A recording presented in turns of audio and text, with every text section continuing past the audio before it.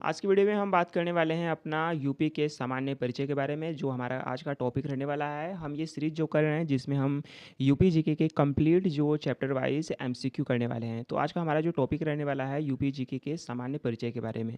सभी question important रहने वाले हैं। आप एक किसी भी यूपी एग्जाम की तैयारी कर रहे हैं जिसमें यूपी जीके के देखिए क्वेश्चन पूछे जाने वाले हैं, ये वीडियो आप सभी के लिए इंपॉर्टेंट रहने वाली है।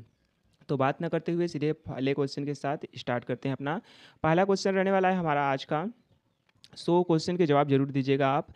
फर्स्ट क्वेश्चन हमारा रहने वाला है, प्राचीन काल में उत्तर प्रदेश के भूभाग को मुख्य रूप से किन नामों से जाना जाता था? तो राइट आंसर हमारा फर्स्ट का कौन सा हो जाने वाला है, बताइए। हमारा फर्स्ट का राइट होने वाला है ऑप्शन बी, याद रखिएगा। ब्रह्मर्षि देश इसको भी कहते थे या फिर मध्य देश कहते थे, याद रखिएगा। तो उत्तर प्रदेश को प्राचीन काल में क्या नाम से जाना जाता था? ब्रह्मर्षि देश या फिर मध्य देश, याद रखिएगा। नेक्स्ट क्वेश्चन अपना सेकंड क्वेश्चन रहने वाला है, महाजनपद काल में उत्तर प्रदेश का भौगोलिक जो क्षेत्र था कुल कितने महाजनपदों में बटा हुआ था? वैसे तो कुल 16 महाजनपद थे, लेकिन यूपी का क्षेत्र कौन सा आता था? तो याद रखिएगा हमारा राइट आंसर सेकंड का हो जाने वाला है 8। तो राइट आंसर ऑप्शन सी हो जाएगा 8।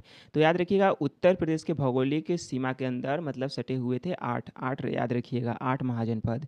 नेक्स्ट क्वेश्चन, अगला क्वेश्चन रहने वाला है अपना थ्री क्वेश्चन रहने वाला है, उत्तर प्रदेश के प्राचीन व मध्यकालीन इतिहास के संदर्भ में निम्नलिखित में से कौन सा कथन पूर्णतः सत्य है? तो बताइए राइट ऑप्शन इसमें से कौन सा होने वाला है हमारा। देखिए जो उत्तर प्रदेश था यह मौर्य एवं गुप्त साम्राज्य का हिस्सा रहा था, बिल्कुल सही है यह बात है, यह मौर्य और गुप्त साम्राज्य का हिस्सा रहा था प्राचीन काल में। और आगे हम देखते हैं बी क्वेश्चन रहने वाला है, यह हर्षवर्धन साम्राज्य और दिल्ली सल्तनत का हिस्सा रहा था, बिल्कुल सही है, हमारा बी भी ऑप्शन इसमें से राइट हो जाने वाला है। और मुगल साम्राज्य और बाद के ब्रिटिश राज अवध का भी हिस्सा रहा, तो बिल्कुल सही है ये भी बात, और हमारा जो ऑप्शन डी इसका राइट हो जाएगा, उपरोक्त सभी सत्य हैं। नेक्स्ट क्वेश्चन अपना अगला क्वेश्चन रहने वाला है हमारा फोर्थ क्वेश्चन। देखिए अवध के इतिहास में इलाहाबाद की संधि किस वर्ष हुई थी और अवध की किस नवाब के समय हुई थी? हमारा फोर्थ क्वेश्चन काफ़ी ज़्यादा इंपॉर्टेंट है, मार्क कर लीजिए बिल्कुल भी। वैसे हर एक क्वेश्चन हमारा इंपॉर्टेंट है, ऐसे कोई क्वेश्चन रखे ही नहीं गए है जो इंपॉर्टेंट होना। हमारा फोर्थ का राइट आंसर बताइए कौन सा हो जाएगा। तो याद रखिएगा हमारा 1765 में हुआ था ये संधि, जो इलाहाबाद की संधि, याद रखिएगा इलाहाबाद की संधि कब हुई थी?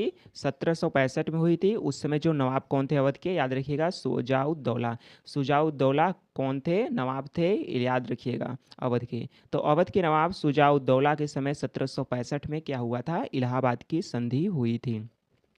नेक्स्ट क्वेश्चन, अगला क्वेश्चन रहने वाला है हमारा फिफ्थ क्वेश्चन।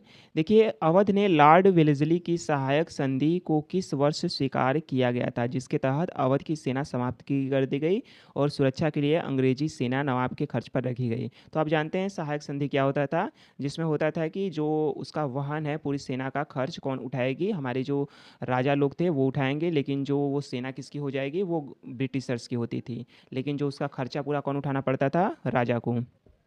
तो राइट आंसर बताइए इसमें से हमारा फिफ्थ का कौन सा हो जाने वाला है। तो याद रखिएगा इसमें से हमारा 1801, याद रखिएगा 1801 में किया गया था, अवध की सेना समाप्त की गई थी, वहाँ पर जो सेना रखी गई थी जो सहायक संधि के तहत रखी गई थी, याद रखिएगा सहायक संधि को स्वीकार कब किया गया था अवध के द्वारा? याद रखिएगा 1801 में किया गया था।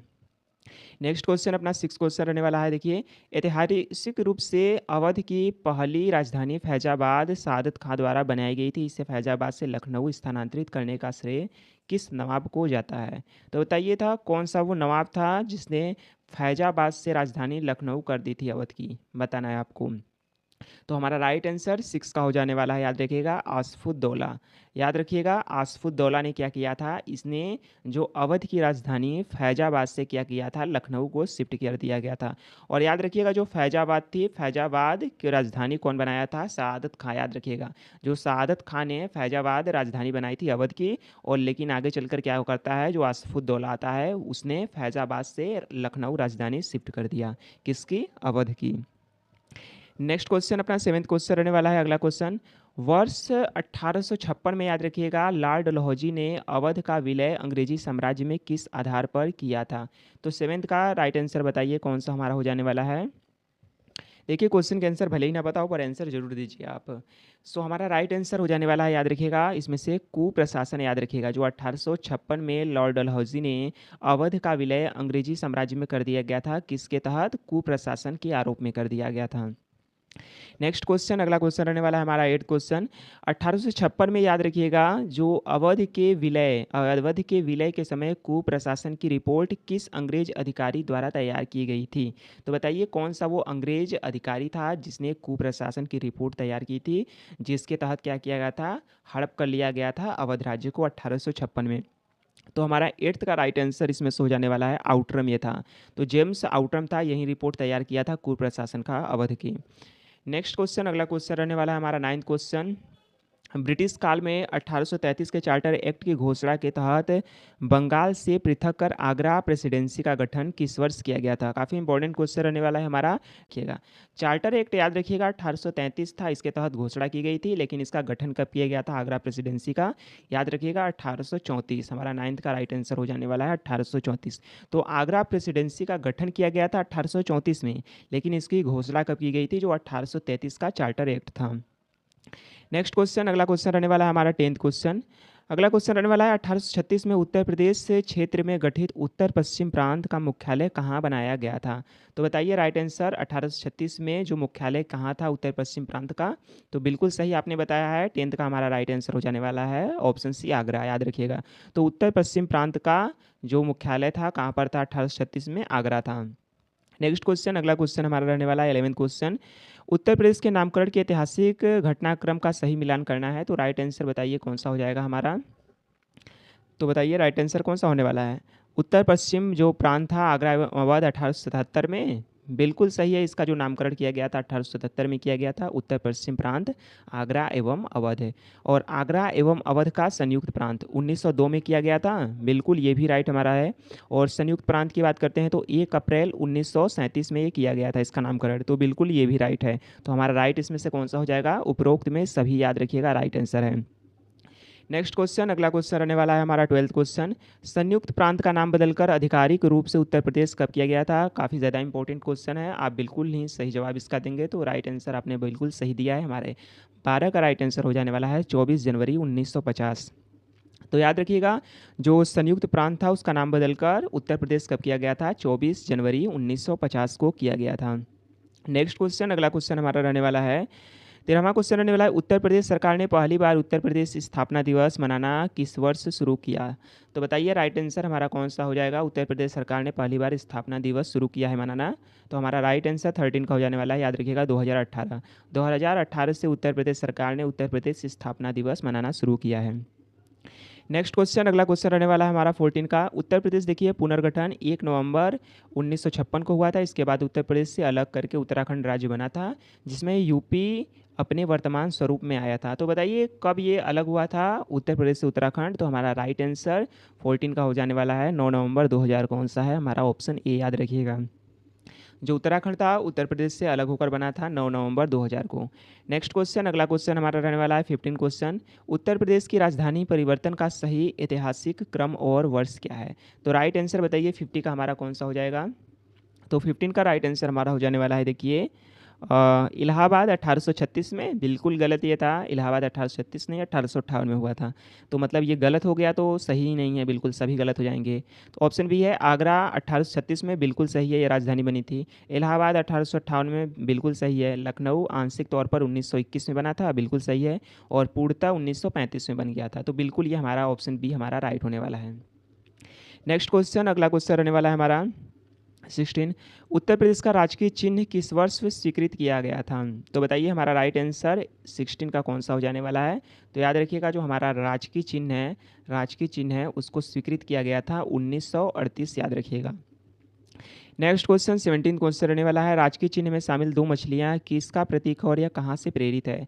तो 17 का हमारा राइट आंसर हो जाने वाला है 1938 में, याद रखिएगा, जो हमारा राजकीय चिन्ह को स्वीकृत किया गया था। और इसमें जो दो मछलियां हैं वो किसका प्रतीक है बताना है, तो हमारा 17 का राइट आंसर जो कौन सा है, रूमी दरवाजे से लिया गया था ना, ये प्रेरित था। कौन सा है हमारा? ऑप्शन सी, याद रखिएगा, रूमी दरवाजा। ताजमहल का कोई नहीं प्रतीक है, इलाहाबाद नहीं है, हमारा रूमी दरवाजे से ये प्रेरित है। और अवध में याद रखिएगा मुस्लिम शासन के इतिहास का ये प्रतीक है, याद रखिएगा। ये दो मछलियां हैं, तो दो मछलियां किसको चिन्हित करती हैं? अवध में मुस्लिम शासन के इतिहास को, और लखनऊ के रूमी दरवाजे से ये प्रेरित है, याद रखिएगा। नेक्स्ट क्वेश्चन, अगला क्वेश्चन रहने वाला है हमारा 18 क्वेश्चन। उत्तर प्रदेश के राजकीय चिन्ह में स्थित तीर धनुष और 3 तिरंगे क्रमशः किसको दर्शाते हैं? तो हमारा राइट आंसर 18th का कौन सा हो जाने वाला है, बताइए। तो हमारा 18th का राइट आंसर हो जाएगा, देखिए जो राजकीय चिन्ह में तीर धनुष है वो श्री राम के प्रतीक हैं। तो हमारा राइट आंसर फर्स्ट ही भगवान श्री राम का प्रतीक है, कोई और है? अर्जुन नहीं है, अवध के नवाब नहीं है, नहीं है। तो बिल्कुल यहाँ से आप एलिमिनेट कर सकते थे, पहला ही क्वेश्चन हमारा ऑप्शन ए राइट हो जाएगा इसका। और गंगा यमुना सरस्वती का जो नदियाँ का प्रतीक है, जो 3 धाराएं हैं, और उनके संगम का प्रतीक है, याद रखिएगा, जो 3 तिरंगे हैं। नेक्स्ट क्वेश्चन, अगला क्वेश्चन हमारा रहने वाला है 19th क्वेश्चन। उत्तर प्रदेश की राजभाषा अधिनियम 1951 के तहत हिंदी को प्रथम राजभाषा बनाया गया था। इसे प्रदेश के सभी कार्यालयों में लागू किया गया था, अनिवार्य तौर पर कब किया गया था, बताना है। तो को जो जो राजभाषा थी उसको अनिवार्य तौर पर कार्यालयों में कब किया गया था? तो हमारा 19 का राइट आंसर 1968, याद रखिएगा। तो 1968 में क्या किया गया था? हिंदी जो राजभाषा थी उसको क्या गया था? कार्यालयों में अनिवार्य रूप से लागू किया गया था, याद रखिएगा। नेक्स्ट क्वेश्चन हमारा 20 क्वेश्चन रहने वाला है। उत्तर प्रदेश में उर्दू को द्वितीय राजभाषा का दर्जा किस वर्ष प्रदान किया गया था? तो हमारा 20 का राइट आंसर हो जाने वाला है इसमें 1989 कहाँ पर है? हमारा राइट आंसर ऑप्शन सी हो जाएगा। तो उर्दू को द्वितीय राजभाषा के रूप में कब इसको प्रदान किया गया था दर्जा? 1989 में। नेक्स्ट क्वेश्चन हमारा रहने वाला है। उत्तर प्रदेश का राजकीय पशु बारहसिंगा दलदली हिरन मुख्य रूप से किस संरक्षित क्षेत्र में पाया जाता है? तो हमारा 21 का राइट आंसर बताइए कौन सा हो जाएगा। देखिए अगर आपको वीडियो पसंद आ रही होगी तो लाइक ज़रूर कर लीजिएगा। सो बताइए 21 का हमारा राइट आंसर कौन सा हो जाएगा। तो याद रखिएगा जो हमारा राजकीय पशु है बारहसिंगा, जो कहाँ पर मुख्य रूप से पाया जाता है? संरक्षित क्षेत्र में। हमारा राइट आंसर इसमें से हो जाने वाला है ऑप्शन डी, याद रखिएगा। दुधवा जो राष्ट्रीय उद्यान है और किशनपुर जीव विहार है, यहाँ पर ये पाया जाता है हमारा क्या? राजकीय पशु बारहसिंगा। नेक्स्ट क्वेश्चन, अपना अगला क्वेश्चन रहने वाला है हमारा 22। दुर्लभ प्रजाति वाले राजकीय पशु बारहसिंगा का वैज्ञानिक नाम क्या है? तो बताइए, काफ़ी ज़्यादा इंपॉर्टेंट क्वेश्चन है। देखिए ये क्वेश्चन कभी भी कुछ भी पूछ सकता है, इसलिए हमें यह नहीं देखना है कि क्वेश्चन इंपॉर्टेंट कौन सा है कौन नहीं। यहाँ पर जितने भी क्वेश्चन आपको दिए गए हैं सभी क्वेश्चन इंपॉर्टेंट आपके एग्जाम के रहने वाले हैं। सो 22 का कौन सा हमारा रहने वाला है? तो याद रखिएगा इसका होने वाला है रुसर्वस डुआउसेली, याद रखिएगा। रुसर्वस डुआउसेली क्या है? राजकीय पशु बारहसिंगा का वैज्ञानिक नाम। तो राजकीय पशु बारहसिंगा का वैज्ञानिक नाम क्या है? रुसर्वस डुआउसेली, याद रखिएगा। नेक्स्ट क्वेश्चन, अगला क्वेश्चन हमारा रहने वाला है 23वां क्वेश्चन।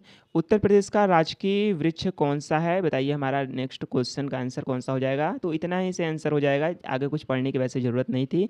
जैसे आर्ट क्षेत्र में वृक्ष माना जाता है और यह शांति समृद्धि का प्रतीक है। तो इतना ही बताना था राजकीय वृक्ष हमारा कौन सा है उत्तर प्रदेश का। तो 23 का हमारा राइट आंसर हो जाने वाला है अशोक, याद रखिएगा। और इसका वैज्ञानिक नाम क्या है? सरका अशोका।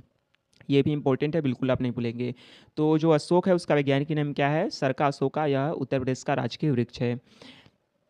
नेक्स्ट क्वेश्चन, अगला क्वेश्चन रहने वाला है अपना 24वां। उत्तर प्रदेश के राजकीय पुष्प पलाश, याद रखिएगा पलाश क्या पूछा गया है, को कब स्वीकृत किया गया था? और यह इसके बीजों का प्रमुख औषधि उपयोग क्या है? तो इसका हम क्या उपयोग करते हैं औषधि रूप में? और याद रखिएगा इसको स्वीकृत कब किया गया था? जो हमारा राजकीय पुष्प है पलाश, जिसे ढाक भी कहते हैं, और जंगल का आग, फ्लेम ऑफ फॉरेस्ट। तो राइट आंसर हमारा 24 का हो जाने वाला है। याद रखिएगा राजकीय पुष्प पलाश को स्वीकृत किया गया था 2011 था। ये राजकीय चिन्ह नहीं है, याद रखिएगा जो राजकीय चिन्ह था उसको 1938 में स्वीकृत किया गया था। लेकिन जो हमारा राजकीय पुष्प पलाश है इसको 2011 में स्वीकृत किया गया था। और इसका उपयोग औषधि रूप में पेट के जो कीड़े मारने के औषधि के रूप में किया जाता है। नेक्स्ट क्वेश्चन हमारा रहने वाला है अगला क्वेश्चन 25वां क्वेश्चन। उड़ने वाले पक्षियों में सबसे ऊंचा माने जाने वाले उत्तर प्रदेश के राजकीय पक्षी का नाम और वैज्ञानिक नाम क्या है? तो इतना ही सिंपल बताना है उत्तर प्रदेश का राजकीय पक्षी कौन सा है, जो कि वैज्ञानिक नाम इसका बताना था। तो हमारा 25 का राइट आंसर हो जाएगा सारस, याद रखिएगा। उत्तर प्रदेश का राजकीय जो पक्षी है कौन सा है? सारस, जिसे क्रोंच भी कहते हैं। और इसका जो वैज्ञानिक नाम है याद रखिएगा ग्रस एंटीगोन, याद रखिएगा ग्रस एंटीगोन सारस का वैज्ञानिक नाम है। नेक्स्ट क्वेश्चन, अगला क्वेश्चन हमारा रहने वाला है 26वां। उत्तर प्रदेश की राजकीय मछली के रूप में किसे माना जाता है? तो हमारी बताइए राजकीय मछली कौन सी है? हमारा 26 का राइट आंसर हो जाने वाला है अपना चीतल चिताला, याद रखिएगा, जो गंगे डॉल्फिन है। इसको इस नाम से भी जाना जाता है, याद रखिएगा। ऐसे नहीं है कि ये कुछ अलग है, वही है गंगे डॉल्फिन। तो याद रखिएगा उत्तर प्रदेश की राजकीय मछली कौन सी है? चीतल चिताला मोए, जिसका जो उपनाम है कह सकते हैं नाम से जाना जाता है, जो गंगे डॉल्फिन होती है। नेक्स्ट क्वेश्चन, अगला क्वेश्चन हमारा रहने वाला है 27। वर्ष 2023 में उत्तर प्रदेश सरकार ने राज्य जलीय जीव किसे घोषित किया? तो बताइए हमारा जलीय जीव कौन है राज्य का? अभी बताया गया था गंगे डॉल्फिन, हमारा 27 का राइट हो जाएगा ऑप्शन डी। और यह कब याद रखिएगा, इसको घोषित किया गया था, याद रखिएगा ये भी इंपॉर्टेंट है, 2023 में। तो जो गंगे डॉल्फिन को उत्तर प्रदेश का राज्य जलीय जीव घोषित किया गया था, कब किया गया था घोषणा इसका? 2023 में। अगला क्वेश्चन हमारा रहने वाला है 28 का, गंगे डॉल्फिन के संरक्षण से जुड़े स्थलों का कौन सा मिलान पूर्णतः सत्य है? तो बताइए इसमें से राइट आंसर कौन सा हो जाएगा? जो प्रथम डॉल्फिन सफारी थी कैथी बनारस से शुरू हुई थी, बिल्कुल सही है। जो प्रथम डॉल्फिन सफारी थी बनारस से अपने शुरू हुई थी, कैथी से। प्रथम डॉल्फिन जो संरक्षण केंद्र उनके बचाव के लिए केंद्र था, पटना शुरू हुआ था, बिल्कुल सही है, पटना में शुरू हुआ था जो प्रथम डॉल्फिन के लिए बचाव केंद्र, संरक्षण केंद्र। प्रथम डॉल्फिन अभयारण्य बात की जाए तो भागलपुर में, बिल्कुल सही है, जो प्रथम डॉल्फिन अभयारण्य था वो भागलपुर में था। तो हमारा राइट आंसर ऑप्शन डी हो जाएगा, उपरोक्त में सभी आंसर।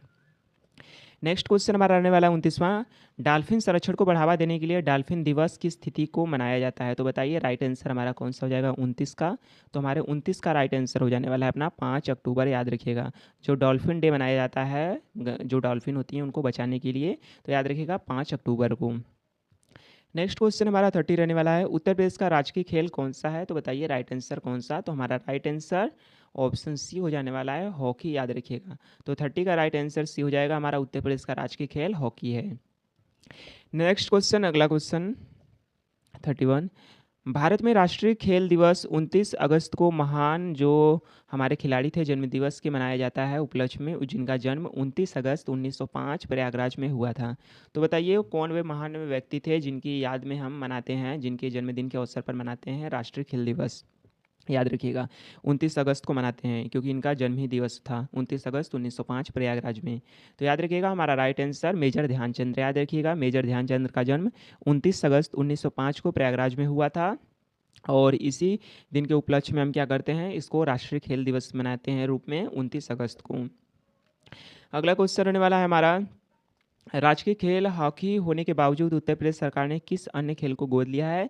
तो याद रखिएगा हमारा जो राजकीय खेल वैसे तो जो हॉकी है, लेकिन एक और अन्य खेल को जो गोद ले लिया गया है, स्पॉन्सर किया गया है। तो हमारा राइट आंसर हो जाने वाला है, याद रखिएगा ऑप्शन इसमें से सी, याद रखिएगा कबड्डी, याद रखिएगा राइट हो जाएगा। अगला क्वेश्चन रहने वाला है हमारा 33, खेल को बढ़ावा देने के लिए उत्तर प्रदेश का पहला खेल विश्वविद्यालय मेजर ध्यानचंद खेल विश्वविद्यालय कहाँ स्थापित किया जा रहा है?